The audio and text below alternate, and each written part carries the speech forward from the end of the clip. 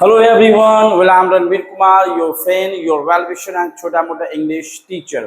आज मैं आपके सामने 12th इंग्लिश बिहान वो रैनबो पार्ट 2 बुक का पोएम का पोएट्री का फायर हिम का ऑब्जेक्टिव क्वेश्चंस आपके सामने लाया हूँ। मैं हमेशा कोशिश कर रहा हूँ हर एक चैप्टर का प्रोज का पोएट्री का हर एक चैप्टर का ऑब्जेक्टिव क्वेश्चन सब्जेक्टिव क्वेश्चन और समरी डालने की कोशिश कर रही हूँ। मेरी मेहनत और आपका संघर्ष 2027 में अच्छा मार्क्स जरूर लाएगा इंग्लिश में, ये उम्मीद आपसे है।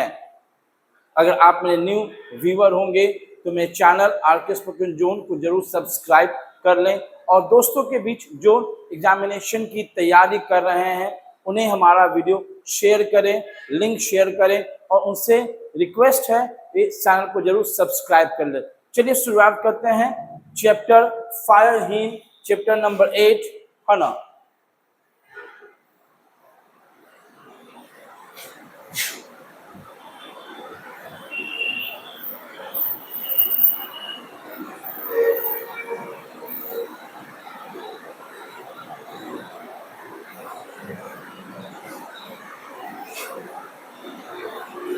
चलिए पहला क्वेश्चन क्या कहता है, the term Zoroastrian in the fire hymn stands for. ये जो वर्ड है ये वर्ड किसके लिए प्रयुक्त है, मतलब ये वर्ड किससे मैच करता है। जो जोरोसियन वर्ड है ये वर्ड किससे मैच करता है, हिंदू से, मुस्लिम से, क्रिश्चियन से या पारसी से। तो जो आप फायर हिम चैप्टर पढ़े थे जिसके author writer composer K. N.. Daruwalla हैं तो वो पारसी थे। क्या थे, तो जो इस वर्ड का जोरोसियन का संबंध किससे है, पारसी से है। तो फर्स्ट क्वेश्चन का हमारा आंसर क्या होगा, डी नंबर। चलिए नेक्स्ट क्वेश्चन देखते हैं। नेक्स्ट क्वेश्चन क्या कहता है, the nearest tower of silence according to the poet fire hymn was away. तो टावर ऑफ साइलेंस जो फायर हिम में जो पोयम था उसमें टावर ऑफ साइलेंस का मतलब होता है कि जोरोसियन में या पारसी में किसी व्यक्ति की मृत्यु हो जाती है, जैसे हिंदू धर्म में शरीर को जला दिया जाता है, मुसलमान में दफन किया जाता है, तो उसी तरह से पारसी में या जोरोसियन में डेड बॉडी को एक ऐसा बिल्डिंग होता है जिसके छत पर जाकर रख दिया जाता है, तो उसे हम लोग कहते हैं टावर ऑफ साइलेंस। तो टावर ऑफ साइलेंस है ना, वो कितना दूर था जब फर्स्ट बच्चे की मृत्यु हुई थी जिसको आग के हवाले करना पड़ा, क्योंकि उस समय टावर ऑफ साइलेंस कितना दूर था फायर हिम के पोयम में, 1000 माइल्स, 2000 माइल्स, 3000 माइल्स या नन ऑफ दीज। तो आपने पढ़ा था 1000 माइल्स, 1000 माइल्स है ना, लगभग 1000 मील वहां से टावर ऑफ साइलेंस क्या दूर था। इसी कारण से है ना अपने पहले बच्चे को कंसाइन आग के हवाले करना पड़ा था। तो नंबर सेकंड क्वेश्चन का जो आंसर है वो क्या है, ए नंबर है। क्या है, ए नंबर है। चलिए नेक्स्ट क्वेश्चन देखते हैं।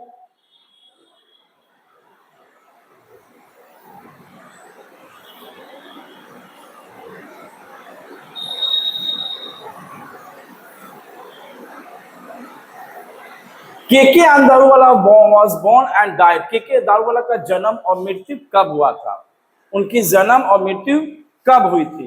तो उनकी जन्म कब हुई थी, 1937 में से लेकर 2024, 37, 25, 36, 24 या नन ऑफ दीज। तो ऐसे के दारूवाला का जन्म किस देश में हुआ था। तो जब 1937 की बात की जाए तो के दारूवाला है ना का जन्म इंडिया में हुआ था। तो उस समय जो जिस देश की बात की जाए तो उस समय पाकिस्तान भी भारत से मिला हुआ था है ना। आज फिर 1947 आजादी के बाद पाकिस्तान का बंटवारा हुआ, अलग चीज है वो, लेकिन इनका जन्म इंडिया में हुआ था और इनकी जन्म 1937 में हुई थी और मृत्यु कब हो गया था, 2024 में। कब हुआ था, जन्म हुआ था 1937 में और मृत्यु कब हुई थी, 2024 में। तो 3 क्वेश्चन का आंसर क्या है, ए नंबर है।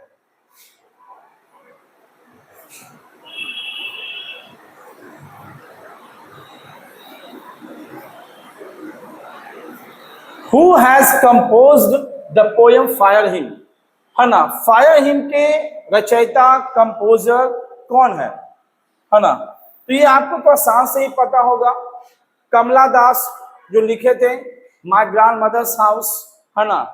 जे महापात्र, है ना, महापात्रा, जे महापात्रा, है ना। और के अंदारूवाला, तो के अंदारूवाला ही कौन सा पोयम लिखे थे, फायर हिम को लिखे। तो नंबर 4 क्वेश्चन का आंसर क्या होगा, ए नंबर, फायर हिम के ऑथर, राइटर, कंपोजर कौन है, के दारूवाला। चलिए नेक्स्ट क्वेश्चन देखते हैं।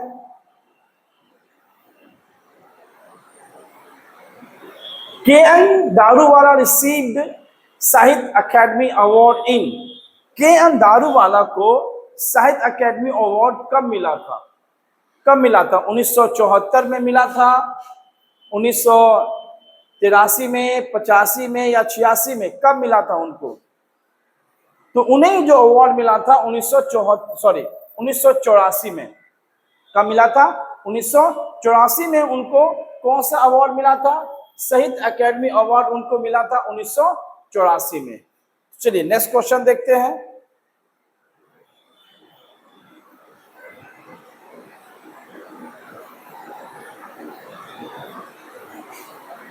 के दारूवाला या Daruwalla has been a well known poet as well as, है ना। के दारूवाला एक अच्छी कविता तो थे, उनके साथ साथ ये क्या थे, के दारूवाला एक अच्छे पोएट तो थे, उनके अलावा और क्या थे, dramatist, novelist, short story writer या नन ऑफ दीज।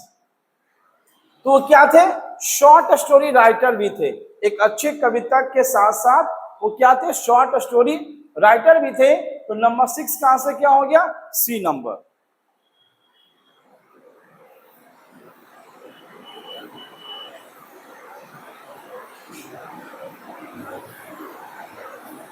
सी।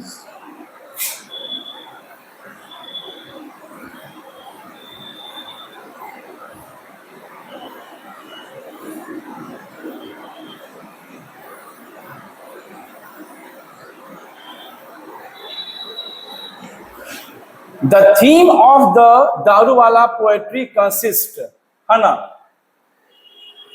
जो थीम था फायर हिम का, दारूवाला का जो कविता था, के विषयों पर शामिल, किस विषयों पर शामिल, उसमें क्या दिखाया गया था, के दारूवाला उस पोयम से क्या सामने वाले को दिखाना चाहते हैं, love death, love death domination, love death domination, सिनिज्म, क्या है, सिनिज्म, क्या दिखाना चाहते थे, love death domination सिनिज्म, love death domination सिनिज्म, flight of human society and violence, क्या दिखाना चाहते थे।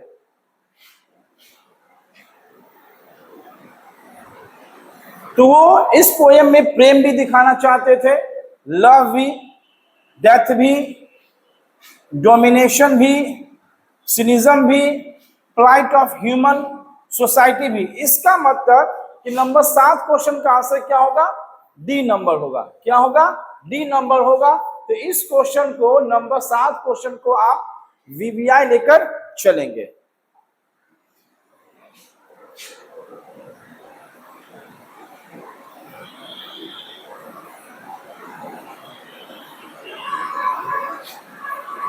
Daruwalla poetry is a totally,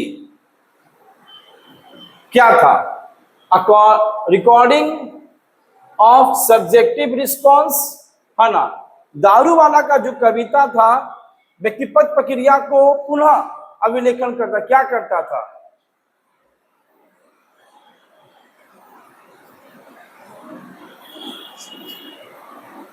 impressionistic, सिंबोलिस्टिक्स, आइडियलिस्टिक्स या नन ऑफ दीज। इसका आंसर क्या होगा, है ना। तो ये इसके पहले जो क्वेश्चन आया था, देखा था, लव का बात किया था, डेथ का बात किया था, डोमिनेशन का बात किया था, फ्लाइट ऑफ ह्यूमन का बात किया था। मतलब कि यह एक प्रभावशाली पोयम था। इसका मतलब कि नंबर 8 क्वेश्चन का आंसर क्या होगा, ए नंबर, क्योंकि बात क्या था, इम्प्रेशनिस्टिक पार्ट था, है ना। ये पोयम सबको प्रभावित किया था कि आंख का जो फर्ज होता है उसका काम क्या होता है। चलिए नेक्स्ट क्वेश्चन देखते हैं। तो नंबर 8 क्वेश्चन का आंसर क्या हुआ, ए नंबर।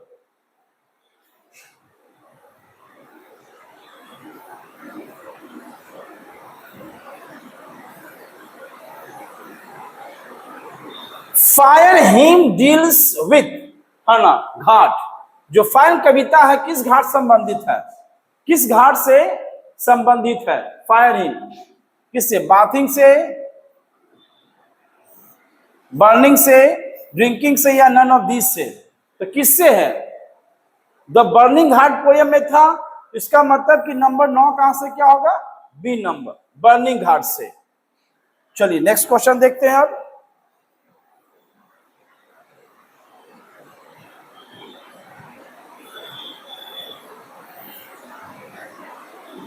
द टर्म डिवॉचरी in the fire me stands for, जो ये वर्ड है डिवॉचरी, है ना, किस शब्द का शाब्दिक अर्थ है, ये वर्ड और किससे मैच करता है ना, moral behaviour, linguistic behaviour, immoral behaviour, या नन ऑफ दीज।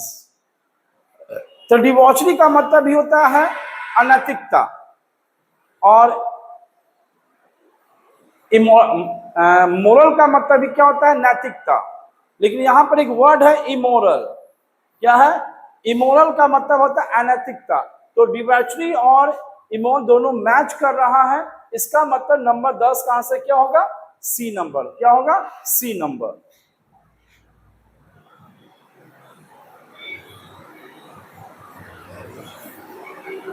के N Daruwalla has written the poem.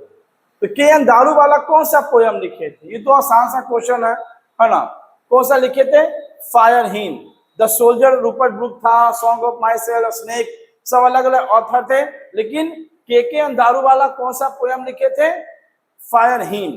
चलिए नंबर 11 क्वेश्चन का आंसर क्या होगा, सी नंबर।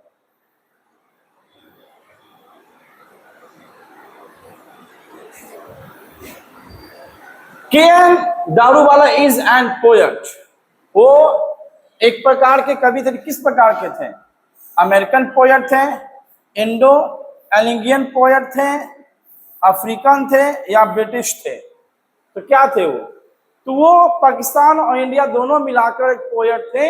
इसका मतलब ना वो अमेरिकन थे, ना अफ्रीकन थे, ना ब्रिटिश थे, वो क्या थे, इंडो एलिंगियन पोएट थे। इसका मतलब नंबर 12 का आंसर क्या होगा, B number.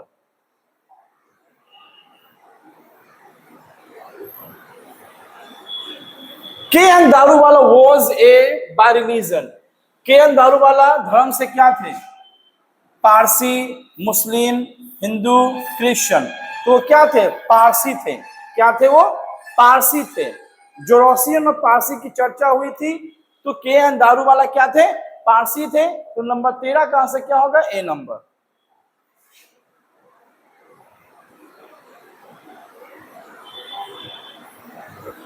It was the fill in the blank of the poet along with him passing by the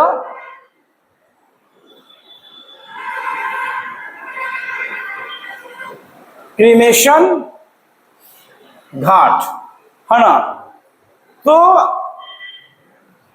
कवि के साथ उस समय उस जलते जहां शमशान घाट से साथ में कौन जा रहा था, मदर, फादर, ब्रदर, या सन। तो साथ में कौन जा रहा था, father.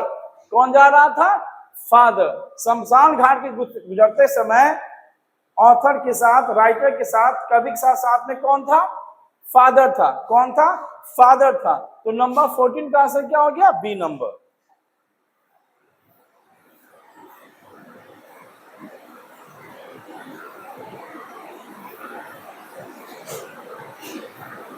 The fill in the blank forget is dead. It's dead because sometimes it leaves the dead body half burnt, है ना। कौन था जो भूल जाता था, है ना, क्योंकि वो मरणशील था, और कभी कभी वो आधा शरीर को जलाकर छोड़ देता था, तो कौन था? मैन था, एनिमल था, फायर था, या नन ऑफ दीज था? कौन था? तो डेड बॉडी किसके हवाले किया जाता है? आग के हवाले। इसका मतलब कि नंबर 15 का आंसर क्या होगा? C number. क्या होगा? क्योंकि आग हमेशा अपना काम, अपना फर्ज भूल जाता था, क्योंकि वो क्या था? मरणशील था। क्या था वो? मरणशील था। इसी कारण से वो अपना काम भूल जाता था और मरे हुए शरीर को आधा जलाकर छोड़ देता था। तो नंबर सी का आंसर क्या हुआ? सॉरी, नंबर 15 का आंसर क्या हुआ? C number.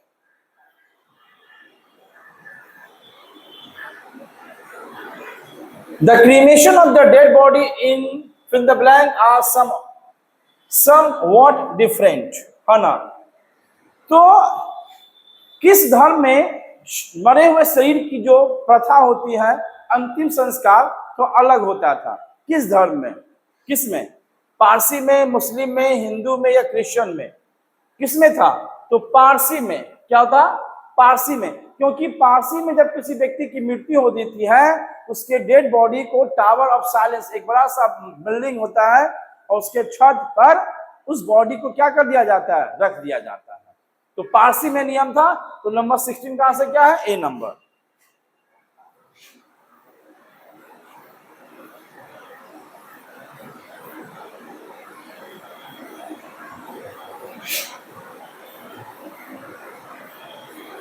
The speaker in the fire hymn belong to religion. जो फायर हिम के स्पीकर थे वो किस धर्म से बिलोंग करते थे? इंडिया, अफ्रीका, जोरोसियन, है ना, नाइजीरियन? किससे थे वो? जोरोसियन थे। क्या थे? क्या थे? जोरोसियन थे, है ना?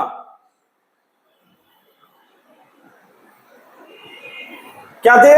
जोरोस्ट्रियन थे। क्या थे वो? जोरोस्ट्रियन थे, है ना? तो स्पीकर का जो रिलीजन था वो क्या था?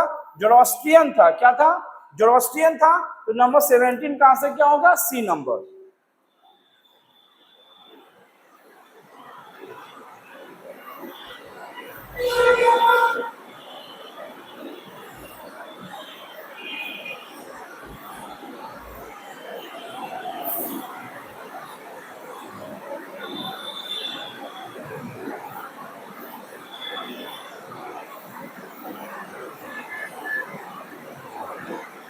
चलिए, अब नेक्स्ट क्वेश्चन क्या है?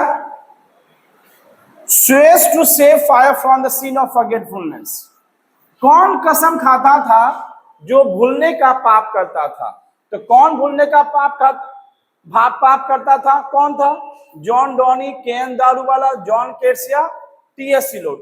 तो आपने फाइल में पढ़ा था कि ऑथर कसम खाते थे कि मैं आंख को अपना फर्ज भूलने नहीं दूंगा, क्योंकि कहीं ना कहीं वो भूलने का क्या करता है? पाप करता है। इससे क्या होगा आंसर? केएन दारूवाला कसम खाए थे। तो नंबर 18 का आंसर क्या हुआ? B number.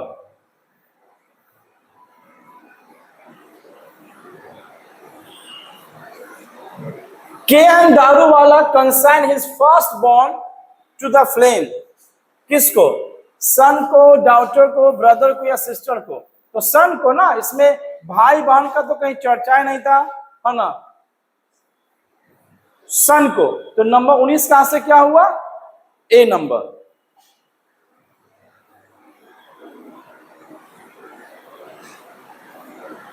The child was consigned to the flame under compulsion.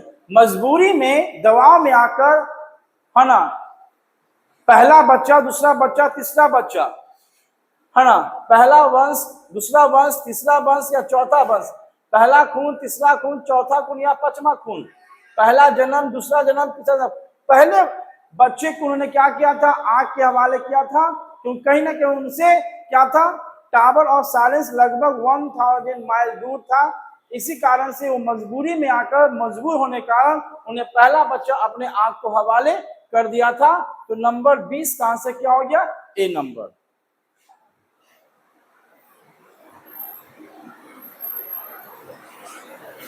Zoroastrian कौन है? ये तो आराम से है, केएन दारूवाला जोरोस्ट्रियन है।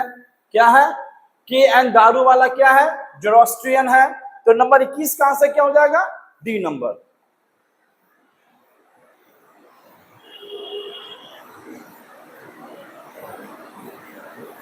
The poet sees the red hot, है ना, आयरन, क्या देखा था, लाल लाल गरम गरम, क्या देखा था, आयरन, फेस, एम्बस या नन ऑफ दीज। तो एम्बस को देखे थे, है ना, जो अपना विकराल रूप धीरे धीरे खो जा रहा था और ग्रे एश में बदल रहा था, पोयम में लिखा हुआ था। तो नंबर 22 का आंसर क्या हो जाएगा, C number.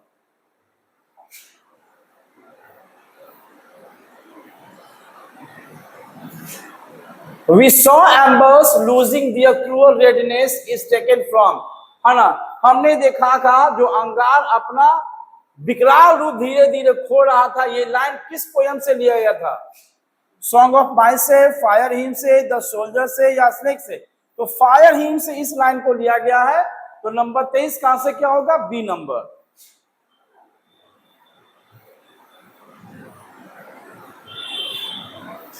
As I consign my firstborn to the flame is written, है ना, जैसा कि मैंने अपने पहले बच्चे को आग के हवाले कर दिया था, ये लाइन किसने लिखा है, कमला दास ने लिखा था, रूपर्ट ब्रूक ने लिखा था, के.एन. दारूवाला लिखे थे या टी.एस. इलियट लिखे थे, किसने लिखा था, के.एन. दारूवाला ने पहले इस लाइन को लिखा था कि जब मैंने अपने पहले बच्चे को किसके हवाले कर दिया था, आग के हवाले कर दिया था। तो नंबर 24 का आंसर क्या होगा, C number.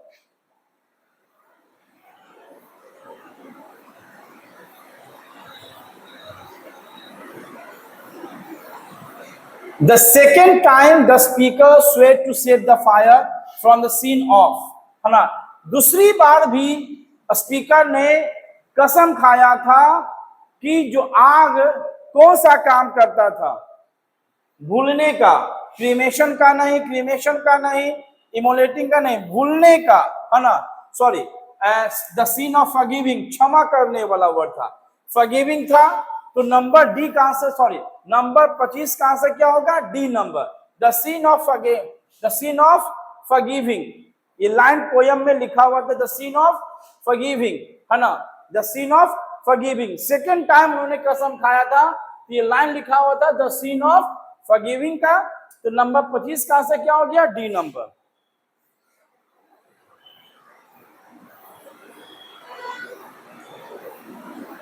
Which of the following literary works is not contributed by Daruwalla, है ना, कौन सा साहित्य दारूवाला के द्वारा लिखा नहीं गया है, कौन सा, under Orion, treason, crossing of reverse, leaves of grass.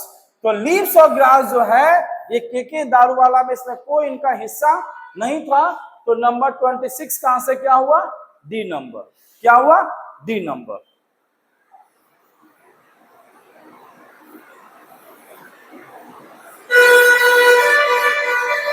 The ghat is littered with, ghat किस चीज से भर जाता था, तो जब डेड बॉडी को जलाने के लिए हम लोग डेड बॉडी क्या लेते थे, लकड़ी, और जब लकड़ी जल जाता था तो वहां किस चीज का ढेर लगता था, आग का, हड्डी का, ऐश का या सैंडलवुड्स का। तो ऐश का, किसका, राख का, किसका, राख का वहां ढेर लगता था। तो नंबर 27 का आंसर क्या हुआ, सी नंबर।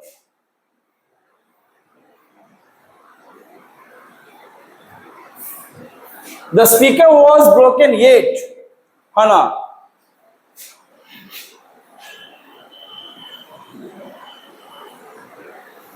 वक्ता अंदर से टूट गए थे कि आग अपना काम करना भूल जाता था, लेकिन वो फिर क्या करते थे, शपथ लेते थे, क्या देते, ओथ नहीं, ओथ कहां पर यूज करते हैं, ओथ वहां पर लेते जब कोई नेता होता या कोई मंत्री, चाहे कोई बड़े पद के सरकारी, वो ओथ लेते हैं, कसम खाते हैं, वो प्रतिज्ञा तो लिए नहीं थे। ये जो वर्ड होता है वो 7 वचन का निभाने के लिए होता है, और स्वेरिंग, है ना, स्वेरिंग जो नॉर्मल होता है, तो इसका आंसर क्या होगा, सी नंबर, क्या होगा, सी नंबर। लेकिन सबका नॉर्मल हिंदी क्या होता है, शपथ खाना ही होता है, लेकिन इसका आंसर क्या रखिएगा, सी नंबर। तो 28 क्वेश्चन का आंसर क्या हुआ, सी नंबर।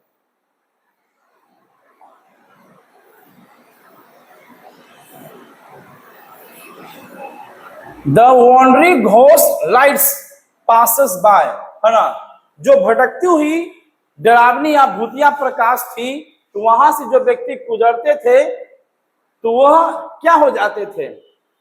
एंग्जियस, फ्राइटेंडेड, पिनिकी या अपसेट। तो फ्राइटेंड एक वर्ड था पोयम में, इसका मतलब भयभीत या वो डर जाते थे। तो वो जो आग का विकराल रूप होता था, डरावना रूप होता था, उस वहां से गुजरने वाले व्यक्ति क्या हो जाते थे? डर जाते थे, या वो आग का विकराल रूप क्या कर देता था? फ्राइटेंडेड, डरा देता था। तो नंबर बी का, सॉरी नंबर 29 का आंसर क्या हुआ? B number.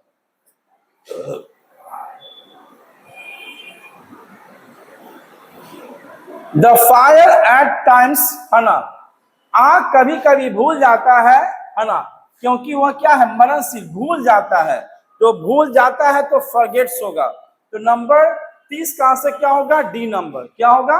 D number. क्या होगा? D number.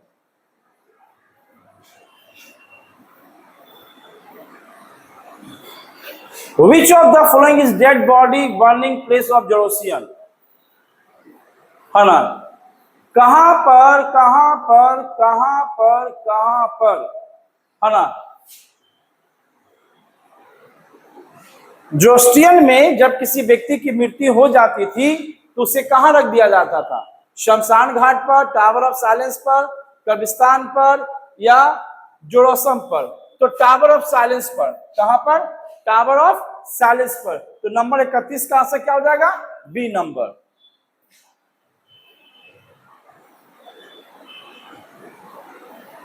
कहता है the grey ash that all, जो भूरा रंग का राख होता था वो क्या करता था? स्ट्रॉस्ड, बर्न, स्लोज, या है ना कैरेड। तो क्या करता था? वो जो राख होता था, वो राख क्या करता था? आधा जला हुआ शरीर को क्या करता था? ढक देता था। ऐसे स्लोज का मतलब तो निगलना होता है, लेकिन उस पोयम में क्या होगा? ढकना था। तो वहां पर इसका आंसर क्या होगा? निगलना के तौर पर सी नंबर, स्लोज होगा। तो नंबर 32 का आंसर क्या होगा? C number.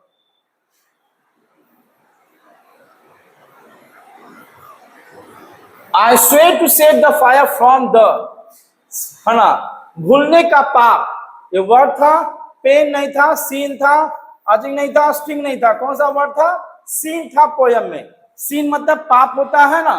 तो नंबर 23 का आंसर क्या होगा? बी नंबर, क्योंकि वो भूलने का क्या करता था? पाप करता था। तो यहां पर क्या होगा? सीन होगा। तो नंबर 33 का आंसर क्या हुआ? B number.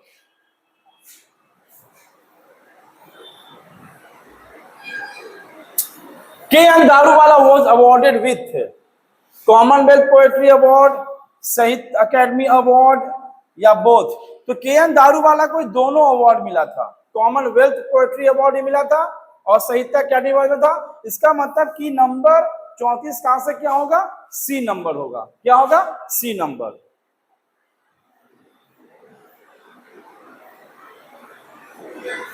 The nearest was 1000 miles. कौन सा चीज है ना दूर था? शमशान घाट, tower of silence, burning ghat, या जोरोस?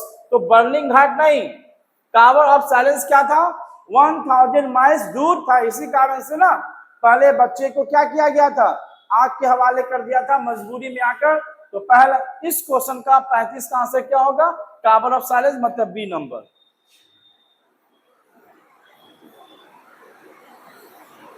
The author of the fire hymn, इसके ऑथर कौन है? के.एन. दारूवाला है। 36 का आंसर क्या होगा? ए नंबर। ज्यादा चिल्लाने की जरूरत है, इस क्वेश्चन का आराम से आंसर दे सकते हैं।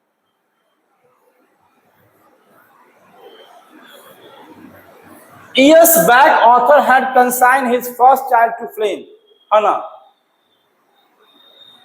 कितने वर्ष पहले ऑथर को अपने पहले बच्चे को आग के हवाले करना पड़ा था? 15, 18, 20, 25। तो 20 ईयर्स, लगभग 20 साल हो गए थे उस घटना को। 20 साल पहले ऑथर अपने पहले बच्चे को आग के हवाले किया था। तो नंबर 37 का आंसर क्या हो जाएगा? C number. The speaker consign his, है ना, स्पीकर ने आग के हवाले किया था किसको? फर्स्ट बॉर्न को, सेकेंड बॉर्न को, थर्ड बॉर्न को, लास्ट बॉर्न को? लास्ट बॉर्न को। किसको? तो फर्स्ट बॉर्न को, अपने पहले खून को, अपने पहले औलाद को क्या किया था? आग के हवाले किया था। तो 38 का आंसर क्या होगा? ए नंबर।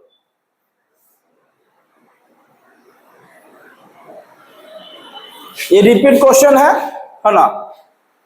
तो लगभग हम लोग आज 38 क्वेश्चन देखे हैं फायर हिम चैप्टर नंबर 8 का। तो उम्मीद करते हैं के.एन. दारूवाला का जो पोयम है फायर हिम का, लगभग हम लोग 38 ऑब्जेक्टिव देख चुके हैं। तो इस ऑब्जेक्टिव से कहीं भी आपको क्वेश्चन देगा तो आप आराम से याद करके समझ के, पहले समझ कर तब याद कीजिएगा। अगर समझे रहेगा, अगर दिमाग से कोई पॉइंट मिस भी हो जाता है तो वो याद आ जाता है। तो आज हम लोग ने लगभग 38 ऑब्जेक्टिव क्वेश्चन देखे हैं K. N.. Daruwalla fire him poem का। तो उम्मीद करता हूं कि मेरा ये वीडियो ये आपके काम आएगा एग्जाम के समय। तो मेरी मेहनत और आपका संघर्ष जरूर 2027 में दिखाया जाएगा। चलिए फिर मिलते हैं, आपसे मिलेंगे नए वीडियो, नए पोयम, नए स्टोरी, किसी के साथ मिलेंगे, जरूर मिलेंगे। तब तक के लिए जय हिंद, जय भारत।